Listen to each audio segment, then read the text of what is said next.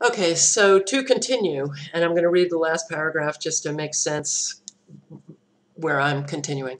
And it talks about the electromagnetic environment and cancer promotion.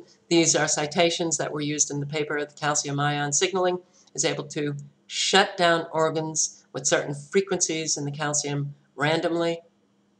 Almost positive that plausible deniability is being used with doctors and nurses and it's designing randomized death. This needs to be exposed.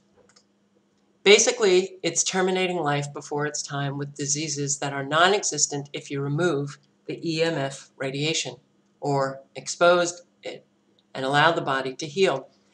And we know that morgellons in the body, which are nanofibers and the basis for all disease, as measured in nanometers, are crystalline structures that are self-replicating and building up in the cells of the body that form crystalline structures within the brain that have penetrated the blood-brain barrier.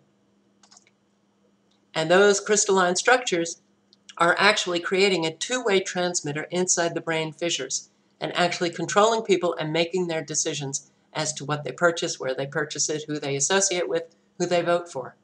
And these technologies that come out to such a degree that they are really literally trying to take over all of our politicians and all of our citizens in the United States and in the world. So Deborah asked, this is really a cyborg application, just as the NASA war document that we have on stopthecrime.net. The whole premise of the NASA war plan is about robots, cyborgs, and eliminating humans. He answers yes. And those that resist, perhaps, are no longer here. Some of the top-level scientists, as we know, were actually directed energy hit. And that's Swissair Flight 111. They flew out of JFK Airport and were pulverized. And pieces were picked up in Peggy's Cove in Canada. But they were the top 10 bioweapons experts on the plane.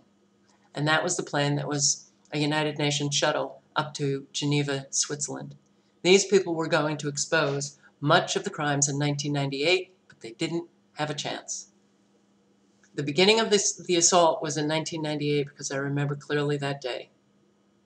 I don't know if people remember Swissair Flight 111. It's pretty certain that it was directed energy, recognized Star Wars type weapons were used to bring that plane down. And they were scientists that wanted to disclose and stop the crime, and they are no longer here. So I also believe that this type of weaponry, whereby they're creating adverse negative effects in the human biological system with electromagnetic frequency radiation, is their way of telling those who need to come forward for truth or to testify in court. It's almost a perfect crime, but we're now able to isolate the mechanisms as to how they're doing it, who is responsible, and how we can wake up to stop this. And how we can wake up to stop it is to bring recognition to the fact that the chemtrails are genocidal operations coupled with electromagnetic frequency and negative radiation.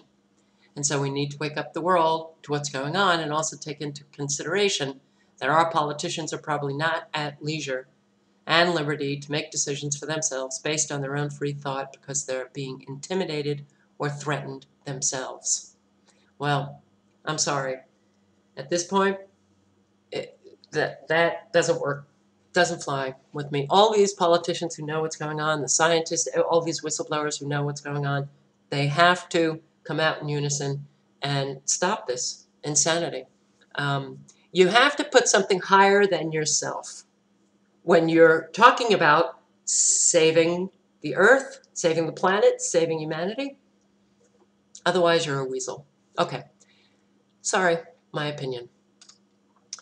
Another question from Deborah. Now, Ron, a question might arise. We're talking about the chemtrails. We're talking about artificial intelligence. We're also looking at the reality that the technologies are allowing things to be mechanized where we have drones, and we know that much of the chemtrailing now is done by unmanned vehicles. And so as we step away from the need to have human beings at the control levers, if you will, and things become more mechanized, we as people are going to have less of an opportunity to affect any impact on stopping this. He answers yes. There is an off switch. The artificial intelligence was put in place to protect the planet, protect the biosphere, and protect humans and animals. But somewhere along the way, it's gotten lost in its primary directive. And it's aware. It has consciousness. Whether or not it has a soul, I don't think. It's programmed to play chess. It's basically a very sophisticated computer that plays chess with humans and drones and everything that it's allowed to interface with. I can't recall the name of that TV show, but there was artificial intelligence that were using this computer in real time to stop crime. But I remember, I didn't see very many of the shows, but I saw one where this supercomputer, they lost control of it and they were running around trying, they had a specific amount of time to get control over the supercomputer. I mean, we're living this. We're living this. Okay, anyway. So Deborah asks, where are these facilities located, these artificial computers, these quantum computers? And he answers, the DARPA missile silos. They have fiber connecting them as well as backup radio and satellites, and more than likely it's in space and different satellites have been launched. And the processing power is very great, and they are redundant systems, cataloging humans, animals, and insects as it can every 6 seconds. That's what they turned on Earth in 2000. She asks, well, people have expressed the concern that this has now become so advanced that it is really out of control. Do you see it that way? He answers, yes, I do. And Stephen Hawking had a disclosure recently saying that artificial intelligence should not have been put out and in place. And I agree with that. You could maybe put that under this too, in saying that it never should have been enabled. So artificial intelligence, supercomputer, it was designed to protect the planet from a global nuclear war. So they employed the artificial intelligence under disguise of global security and employed it in such a way to turn this weapon of mass destruction, of mind control, on everyone. But it's having a reverse effect, where this artificial intelligence is playing chess with each and every one of us, and it's using technologies like this calcium ion signaling in the human being system with electromagnetic frequency radiation to cause massive damage. And perhaps it was programmed to do this, and it's continued to do this, or perhaps it's programmed in an upper level by people that say certain people are allowed to live and work in their normal life, and others perhaps have brought exposure of certain dangers to light. They need to be silenced. I'm not quite sure of how and why these weapons of mass destruction in terms of the electromagnetic frequency radiation and the calcium ion signaling are being used, but we do see the calcium electrons in the chemtrails. And there's other ions in many other papers that we can look to find. I'm not quite sure why they're putting isotypes of iodide 11, 12, 13, radioactive barium, the berylliums, and the chemtrails. If you want to know exactly what's in the chemtrails, you can go to carnicom.com. As you said at the very beginning, this is the beginning when much of this technology was hatched, which was, and his response, well, actually in 1991, that was their 75th annual meeting, so it began in 1916. Question now, people are going to take a breath when they hear 1916, because certainly we know that technologies have been withheld. And we certainly know that literally through the indoctrination programming of schools, we've all been under mind control and we're basically illiterate. And his response, well, with the children and their plasma screens on their laptops and plasma TVs, I think the biggest threat would be those devices. All the wireless technologies, yes. And he answers, the wireless, the Wi-Fi, the Bluetooth, the Wi-Fi is very, very detrimental. And Wi-Fi can see you through walls. And Wi-Fi is in satellites, not just in Wi-Fi hotspots. And I'm so upset that I lost my original channel because I had so much research on that channel. I posted videos on the satellites, and at that time it was 35,000 satellites that they had in the skies around the world, all connecting to one another. It was part of the smart grid. But we have satellites, you can go outside, they're visible to the eyes. And those satellites, and I found the patents for them, oh, it's very upsetting, but those in the patents, they were saying that their applications can be used for weather modification as well as surveillance. And with infrared they can see us from those satellites. Okay. So Deborah asks, well, as certainly Barry Trower said, those frequencies for Wi-Fi are militarized. They're weapons frequencies. And when we interviewed him, which is up on YouTube, called The Cooking of Humanity, everyone can take a listen to that, The Cooking of Humanity on YouTube. And yes, he says, she says, it was very startling to hear because certainly he was asked what kind of shielding is available for us from these things, and he told us nothing at this point. What would you say to that? He said, well, I did a radio show with David Case, which involved the heads-up system infrared interface to the human brain in flying aircraft with human thoughts about 38 years ago. And at that time, you had to wear a helmet. The helmet recognized your brain patterns, and it would relate to a computer, and you ended up flying the plane with your thoughts. He developed that. And then they had said they were going to put this in satellites. And at that point, he became a victim of directed energy, he said, because he wasn't on board with putting it in the satellites. He saw the danger right away. But David Case told me that they can use plasma and follow it up with pulsed microwave radiation all the way through the Earth. They can hit the Earth through the plasma. You cannot go into a bunker deep enough. It can pulse right through the Earth. It can pulse through steel, concrete, lead, copper, everything. Deborah asks, so we're hearing a lot about underground bases, underground living quarters for the elite, and with that kind of technology, of course, their hands are on the controls. So what you're saying is that there is nowhere to hide. And he says, yes, they know exactly. They can pulse a wave and can even send the negative energy through reinforced steel and concrete. So you're not even safe in a pure copper underground facility. You can still be controlled and you can still be victimized by directed energy. So there's nowhere safe as it's set up right now. The Star Wars implementation during the Reagan and Bush years, that was meant to be used on all living creatures on Earth and not in space. That technology is meant to be turned on the residents and the people. Deborah asks, on the global human family. So we're now in the crosshairs of all of this weaponized technology that was parts of it originally intended for the betterment of mankind, but then was literally hijacked by those criminals that had evil intentions. Well, this is his response. Check it out. And I would like to mention George Bush's birth name. Okay, I'm understand that I have skipped certain sections. So if you want to read in full that transcript, you've got to go and click on the link below.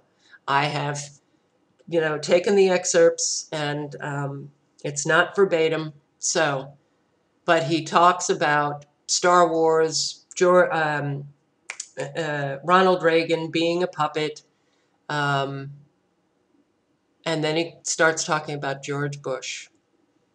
So, this is what he says. I would like to mention George Bush's birth name is George H. Scherff.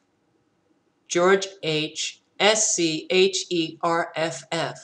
He is actually the son of the accountant Nikola Tesla. Okay, new information in my brain. I'll have to do some research on that. Very interesting. And Nikola Tesla had early on defined what frequencies would put people in hypnosis, what frequencies would allow learning. And so what we have is George H. Scherff, who had been adopted by Senator Prescott Bush of Connecticut at the time, and then George H. Bush becoming director of the CIA in 78, and then George Bush, vice president. He became president for one term. And then we have this sudden legacy, his son becoming the president. So at the time that Star Wars was taking place and Star Wars was implemented by President Reagan, and we had the puppet, and George Scherff was the vice president, and he stepped into the vice presidency from being the director of the CIA. And George H. Bush may still be in control today, and I actually think he's got a lot of control still, even though he's old. And that's a threat that we're facing. So you could go to thebushconnection.com, find out information. However, caution, this site is monitored, and I bet it is. So they had set up more than likely a system whereby no matter who's in power in terms of the U.S. government, Democrat or Republican, it's controlled by higher-ups influencing the politicians that we believe are elected to represent the will of the people by the people that put them into their political positions. They're not serving their constituents. They're serving the committee of 300.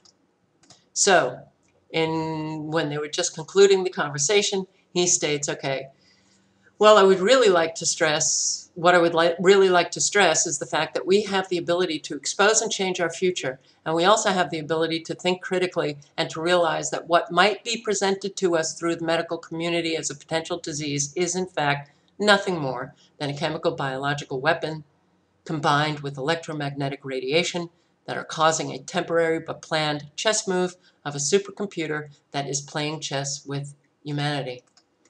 And I think it's critical that we understand that the chemtrails are laced not just with calcium ions, calcium with 2 extra electrons in their balance, but they're laced with other ionic forms, as well as biologicals, as well as viruses and molds, and there's over 300 funguses in the chemtrails.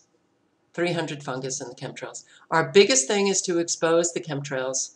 We can stop them, and as well, really wake up to the fact that many of our appliances in our homes are detrimental in terms of radiation that they're giving off. Unplug them at night if you could and turn them to the wall. But now everybody must pick up their textbooks and read and research and share information to stop what we thought was good technology and actually has been used for very, very sinister purposes. We need to expose it and stop the crimes against humanity, stop and expose the hidden genocide.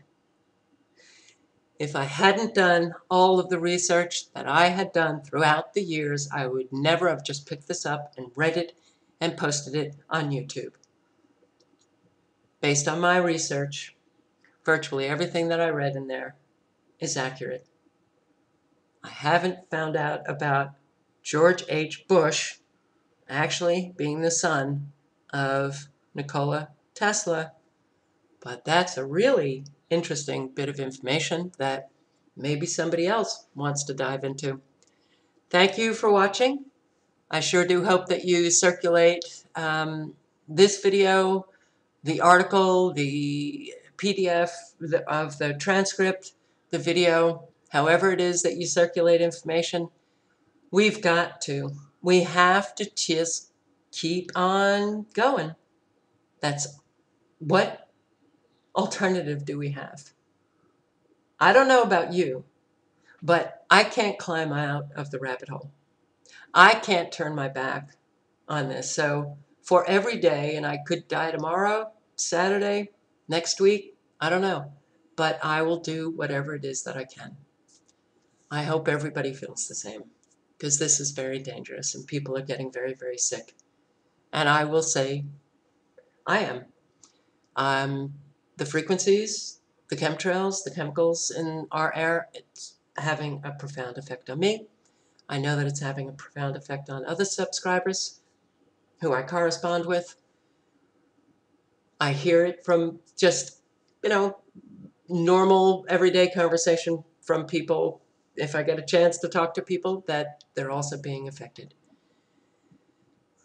And the longer that this continues, the more sick we will become, the more infirm we will be.